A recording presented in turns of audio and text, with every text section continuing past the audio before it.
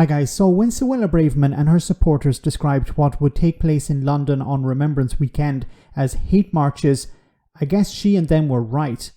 The only problem is the hate was on their side. Political commentator Farouk posted this perfect montage online of the deputy leader of the Conservative Party, Oliver Dowden, a few days ago warning about the xenophobia and violence that could occur at the pro-Palestinian march. But once again, he turned out to be dead wrong. Have a listen to this. Armistice Sunday, I have grave concerns about a march taking place on that day for two reasons. First, this is a moment when the nation is supposed to come together in remembrance of our fallen. I don't think it's appropriate to have marches in that context. And secondly, and of course the police are operationally independent and they need to make the decision on this, I do have worries about, in that context, the level of violence and instability we may see with those marches. I think all of us should be calling out that sort of thing, and I think the people who are on those marches need to ask themselves whether they are lending support to that sort of thing. These are hate marches. To my mind, there's only one way to describe those marches. They are hate marches. What a bunch of charlatans. Casting the stone and hiding the hand. And this is probably what you're going to see. A number of Tories who will come out and condemn the far right for the violence that they engaged in, the attacks on the police. These attacks will of course be condemned by the Conservative Party and members of Parliament. But will Suella Braverman come out and condemn these people and say they should not have turned up? Probably not. Why? Well, because she needs these people to come out and vote for her.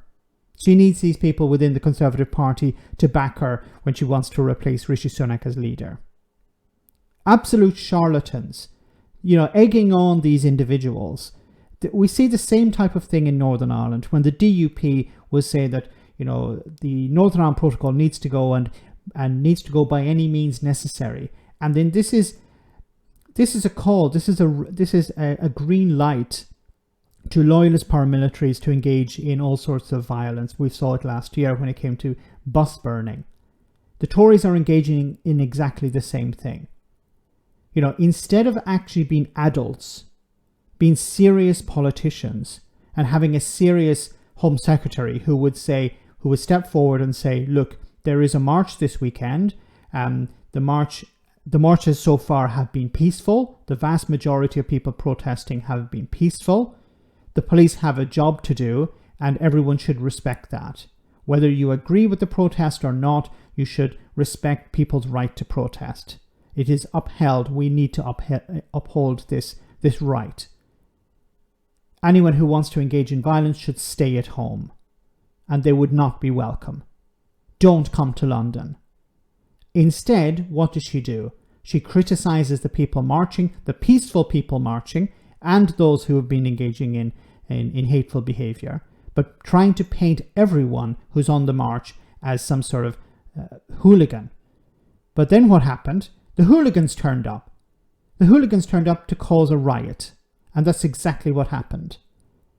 Now, as I said, you're probably going to see the typical scripted response from the Conservatives condemning those engaging in violence with the police. The police must be protected. The police are doing a difficult job. Please respect the police. This would probably be the response. Will there be actually any real criticism of the far right? The far right probably won't even get mentioned. It will be anyone who is engaging in violence. And of course, this will be a signal for Suella Braverman to crack down even more.